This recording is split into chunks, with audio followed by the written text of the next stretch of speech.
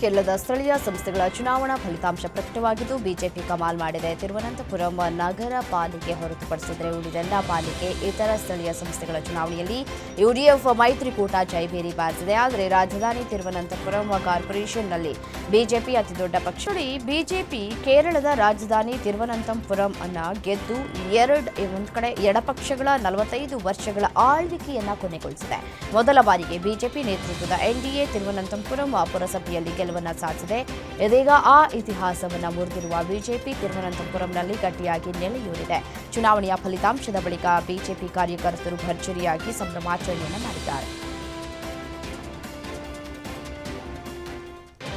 ಕೇರಳದ ತಿರುವನಂತಪುರಂ ಮಹಾನಗರ ಪಾಲಿಕೆ ಚುನಾವಣೆಯಲ್ಲಿ ಬಿಜೆಪಿ ಭಾರೀ ಗೆಲುವನ್ನು ಸಾಧಿಸಿದೆ. ತಿರುವನಂತಪುರಂ ಮಹಾನಗರ ಪಾಲಿಕೆಯ 101 ವಾರ್ಡ್ಗಳಲ್ಲಿ 50 ವಾರ್ಡ್ಗಳನ್ನು ಗೆಲ್ಲುವ ಮೂಲಕ ಎನ್ಡಿಎ ಹೊಸ ಇತಿಹಾಸವನ್ನು ಬರೆದಿದೆ. ಈ ಹಿನ್ನೆಲೆ ಪ್ರಧಾನಿ ಮೋದಿ ತಿರುವನಂತಪುರಂ ಜನತೆಗೆ ಧನ್ಯವಾದವನ್ನು ಅರ್ಪಿಸಿದ್ದಾರೆ.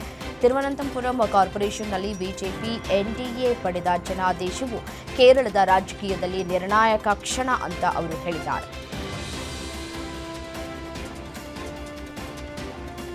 ಕಳೆದ ಕೆಲವು ದಿನಗಳಿಂದ ವಿಮಾನ ರದ್ದು, ವಿಳಂಬ ಇತ್ಯಾದಿ ಕಾರಣಕ್ಕೆ ಸುದ್ದಿಯಲ್ಲಿದ್ದ ಇಂಡಿಗೋ ಸಂಸ್ಥೆ ಇದೀಗ ಸಹಜ ಸ್ಥಿತಿಯತ್ತ ಮರಳುವ ಸೂಚನೆ ನೀಡಿದೆ. ಡಿಸೆಂಬರ್ 13ರಂದು ಇಂಡಿಗೋದ 2050ಕ್ಕೂ ಹೆಚ್ಚು ವಿಮಾನಗಳು ಹಾರಾಟ ನಡೆಸಿವೆ. ಇದು ವಾರ ಪೂರ್ತಿ ಅಡಚಣೆಗಳ ನಂತರ ಸಾಮಾನ್ಯ ಸ್ಥಿತಿಗೆ ಮರಳುವ ಸೂಚನೆ ಅಂತ ಅಧಿಕಾರಿಗಳು ತಿಳಿಸಿದ್ದಾರೆ.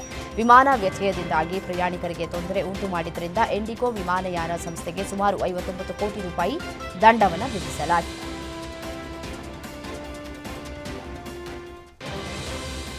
ಉತ್ತರ ಪ್ರದೇಶದ ಅಯೋಧ್ಯೆ ರಾಮ ಮಂದಿರದಲ್ಲಿ ಪ್ರಾಣ ಪ್ರತಿಷ್ಠೆಯ 2ನೇ ವಾರ್ಷಿಕೋತ್ಸವ ಡಿಸೆಂಬರ್ 31ರಂದು ನಡೆಯಲಿದೆ ಅಂತ ಶ್ರೀರಾಮ ಜನ್ಮಭೂಮಿ ತೀರ್ಥಕ್ಷೇತ್ರ ಟ್ರಸ್ಟ್ ತಿಳಿಸಿದೆ. 51 ಇಂಚು ಎತ್ತರದ ಬಾಲಕ ರಾಮನ ವಿಗ್ರಹವನ್ನು ಸ್ಥಾಪಿಸಿ ಇದೀಗ ಈ ಐತಿಹಾಸಿಕ ಸಮಾರಂಭಕ್ಕೆ 2 ವರ್ಷ ತುಂಬುತ್ತಾಯಿತು. ವಿವಿಧ ಧಾರ್ಮಿಕ ಸಾಂಸ್ಕೃತಿಕ ಕಾರ್ಯಕ್ರಮಗಳೊಂದಿಗೆ 2ನೇ ವಾರ್ಷಿಕೋತ್ಸವ ನೆರವೇರಿಸಲಾಗುತ್ತದೆ. ರಾಷ್ಟ್ರ ರಾಜಧಾನಿ ದೆಹಲಿಯಲ್ಲಿ ಗಾಳಿಯ ಗುಣಮಟ್ಟ ಅತ್ಯಂತ ಕಳಪೆ ಮಟ್ಟಕ್ಕೆ ಕುಸಿದಿದೆ. ವಾಯು ಗುಣಮಟ್ಟದ ಸೂಚ್ಯಂಕವು 387ರಷ್ಟಿದೆ ಅಂತ ಕೇಂದ್ರೀಯ ಮಾಲಿನ್ಯ ನಿಯಂತ್ರಣ ಮಂಡಳಿ ತಿಳಿಸಿದೆ. ಇದು ತೀವ್ರ ಕಳವಳವನ್ನು ಹುಟ್ಟುಹಾಕಿದೆ.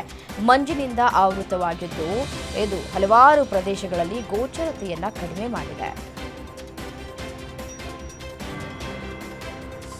ಅಸ್ಸಾಂನಲ್ಲಿ ನಿವೃತ್ತ ವಾಯುಸೇನಾ ಅಧಿಕಾರಿ ಕುಲೇಂದ್ರ ಶರ್ಮಾನನ್ನ ಪಾಕಿಸ್ತಾನಕ್ಕೆ ಗೂಢಚಾರಿಗೆ ನಡೆಸಿದ ಆರೋಪದ ಮೇರೆಗೆ ಬಂಧಿಸಲಾಗಿದೆ. ಶರ್ಮಾನ ಚಲನವಲನಗಳ ಬಗ್ಗೆ ತೀವ್ರ ನಿಗಾ ವಹಿಸಿದ ಪೊಲೀಸರು ರಜೆ ಪುಷಪ್ ಮಾಡಿದ್ದಾರೆ.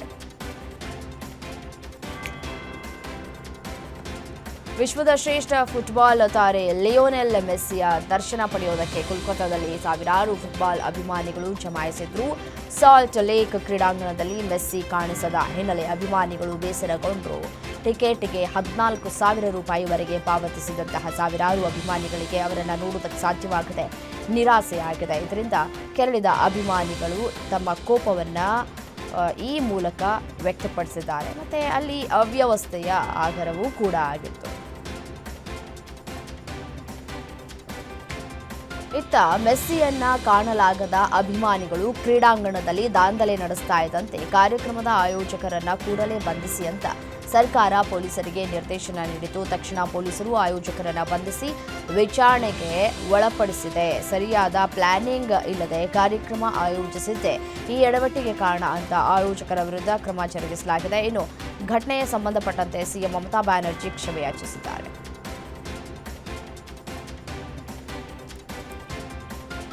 ಲೋಕಸಭೆಯ ವಿರೋಧ ಪಕ್ಷದ ನಾಯಕ ರಾಹುಲ್ ಗಾಂಧಿ ಅವರು ಫುಟ್ಬಾಲ್ ದಂತಕತೆ ಲಿಯೋನೆಲ್ ಮೆಸ್ಸಿ ಅವರನ್ನ ಹೈದರಾಬಾದ್ನಲ್ಲಿ ಭೇಟಿ ಮಾಡಿದ್ದಾರೆ. ಮೆಸ್ಸಿ ಮತ್ತು ತೆಲಂಗಾಣ ಮುಖ್ಯಮಂತ್ರಿ ರೇವಂತ್ ರೆಡ್ಡಿ ನೇತೃತ್ವದ ತಂಡಗಳ ನಡುವಿನ ಸೌಹಾರ್ದ ಪಂದ್ಯಕ್ಕೆ ರಾಹುಲ್ ಸಾಕ್ಷಿಯಾದರು. ಮೈದಾನದಲ್ಲಿ ಮೆಸ್ಸಿಯನ್ನ ನೋಡಿ ಅಭಿಮಾನಿಗಳು ಕಣ್ತುಂಬಿದರು.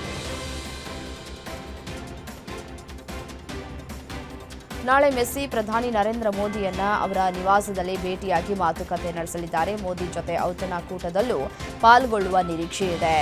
ಬಳಿಕ ನವದೆಹಲಿಯ ಫಿರೋಜ್ ಶಾ ವಿದ್ಯಾರ್ಥಿಗಳಿಗೆ ಸಂಸ್ಕೃತ ಕೋರ್ಸ್ ಅನ್ನು ಆರಂಭಿಸಿದ್ದು ಡಿಸೆಂಬರ್ನಿಂದಲೇ ತರಗತಿಗಳು ಆರಂಭವಾಗಿವೆ. ವಾರಾಂತ್ಯದಲ್ಲಿ ಮಾತ್ರ ಸಂಸ್ಕೃತ ತರಗತಿಗಳನ್ನು ನಡೆಸಲಾಗ್ತಾ ಇದ್ದು ವಿದ್ಯಾರ್ಥಿಗಳು, ಸಂಶೋಧಕರು, ವಕೀಲರು, ಶಿಕ್ಷಕರು ಸೇರಿದಂತೆ ಎಲ್ಲರಿಗೂ ಇದು ಭಾರತದ